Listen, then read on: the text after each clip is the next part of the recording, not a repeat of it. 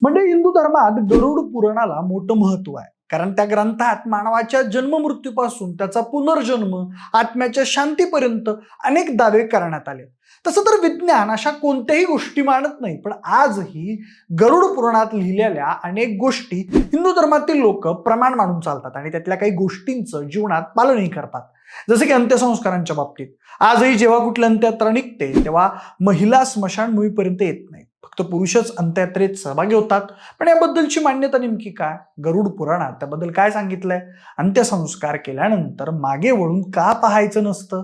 त्याबद्दल थोडक्यात जाणून घेऊ. नमस्कार, मी प्रथमेश आणि तुम्हाला तर माहिती आहे आपला विषय असतो. म्हणजे सुरुवातीला हे सांगणं महत्वाचं आहे की ही माहिती शास्त्र अभ्यासकांशी संवाद साधून, पुराण ग्रंथांच्या अभ्यासातून आणि लोकमान्यतेतून मिळवलेली आहे.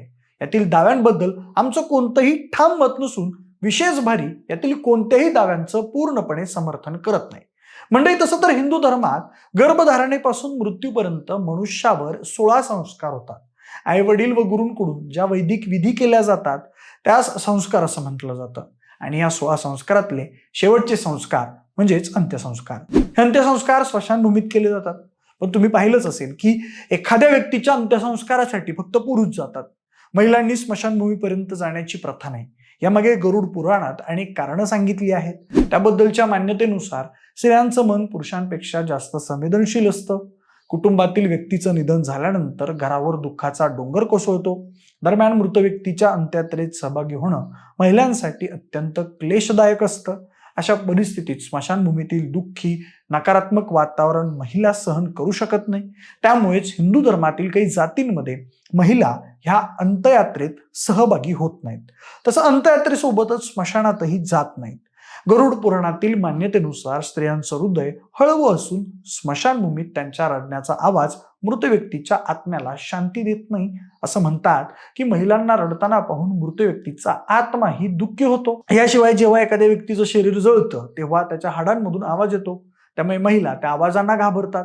याचा त्यांच्या मानसिकतेवर परिणाम होण्याची शक्यता असते. त्यामुळे त्यांना स्मशानभूमीत जाण्यास मनाई आहे. दुसऱ्या मान्यतेनुसार स्मशानभूमीत अंत्यसंस्कारात सहभागी झालेल्या मृत व्यक्तीच्या कुटुंबातील सदस्याला आपलं मुंडन करावं लागतं. हिंदू संस्कृतीत महिलांनी आपले केस काढणं अशुभ मानलं जातं.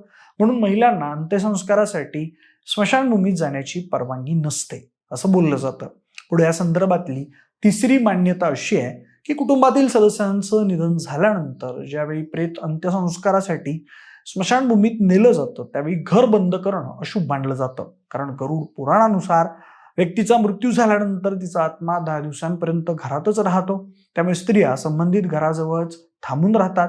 त्यानंतर पुढची मान्यता अशी की अंत्यसंस्कारानंतर ज्यावेळी पुरुष मंडळी घरी परततात त्यावेळी ते अंघोळ करूनच घरात प्रवेश करतात. स्मशानभूमीतून अंगावर आलेले सूक्ष्मजीव घरात येऊ नयेत हा त्यामागचा उद्देश असतो आणि त्याआधी घराची स्वच्छता करण्यासाठी महिलांना घरातच राहावं लागतं. त्यानंतर गरुड पुराणात सांगितलेलं एक महत्वाचं कारण म्हणजे स्मशानभूमीत खूप नकारात्मक ऊर्जा असते. दुःखद वातावरणात स्त्रिया स्वतःच्या मनावर ताबा ठेवू शकत नाहीत. त्यांच्यावर आसपासच्या नकारात्मक ऊर्जेचा परिणाम हा लगेच होतो. अनेक जण स्मशानभूमीत जाणं अपवित्र असल्याचंही मानतात. या नकारात्मक वातावरणामुळे मनावर होणारा परिणाम होऊन महिला आजारी पडण्याचीही शक्यता असते.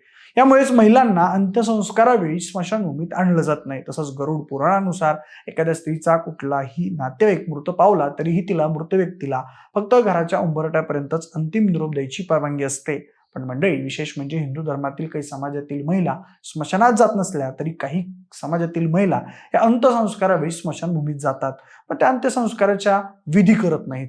म्हणजे अजून एक सांगायचं म्हणजे पुराणात सांगितल्याप्रमाणे अंत्यसंस्कार केल्यानंतर मागे वळून बघायचं नसतं. कारण मृत्यूनंतर आत्मा त्याच्या अंत्यसंस्काराचे सर्व विधी पाहत असतो. स्मशानभूमीत मृत व्यक्तीचे नातेवाईक उपस्थित असल्यानं त्यांनाही त्यांच्याविषयी ओढ असते. अशा परिस्थितीत जेव्हा तुम्ही मागे वळून पाहता तेव्हा तो तुमच्याकडे आकर्षित होतो आणि तुमचं त्याच्याशी असलेलं नातं तुटू शकत नाही. अशा स्थितीत आत्म्याला परलोकात जाण्यात अडचण येते. संस्कारानंतर आत्मा दुसऱ्या जगात जातो. परंतु जेव्हा कुटुंबातील सदस्य अंत्यसंस्कारानंतर मागे वळून पाहतो तेव्हा आत्म्याचा कुटुंबाप्रती असलेली ओढ त्याला दुसऱ्या जगात जाण्यापासून रोखते. म्हणून अंत्यसंस्कारानंतर मागे वळून पाहू नये असं सांगितलं जातं. म्हणजे बऱ्याच ठिकाणी अंत्यसंस्कार सूर्यास्तानंतर केले जात नाही. गरुड पुराणात सांगितल्याप्रमाणे स्वर्गाचे दरवाजे बंद होतात आणि नरकाचे दरवाजे उघडे होतात अशी समज आहे. त्यामुळे रात्रीच्या वेळी अंत्यसंस्कार केल्यास संबंधित व्यक्तीला नरक यातना भोगाव्या लागू शकतात. त्यामुळे रात्री अंत्यसंस्कार केले जात नाहीत. अंत्यसंस्कारापूर्वी आत्मा मृतदेहाच्या आसपास असतो असा धार्मिक समज आहे. मृतदेहाला अग्नी दिल्यानंतर आत्मा तिथून निघून जातो. त्याचबरोबर पुनर्जन्मावेळी व्यक्तीला अंगदोष येऊ शकतो. त्यासाठी संध्याकाळी उशिरा किंवा रात्री मृत्यू झाल्यानंतर शव पूर्ण रात्रभर तसंच ठेवलं जातं. सूर्योदयानंतर अंतिम संस्कार केले जातात अशी मान्यता आहे. तुम्हाला ही माहिती कशी वाटली आम्हाला कमेंट करून नक्की सांगा. जर हा व्हिडिओ आवडला असेल तर लाईक आणि शेअर करा. सोबतच आपल्या विशेष भारी या YouTube चॅनलला देखील सबस्क्राईब करायला अजिबात विसरू नका. धन्यवाद.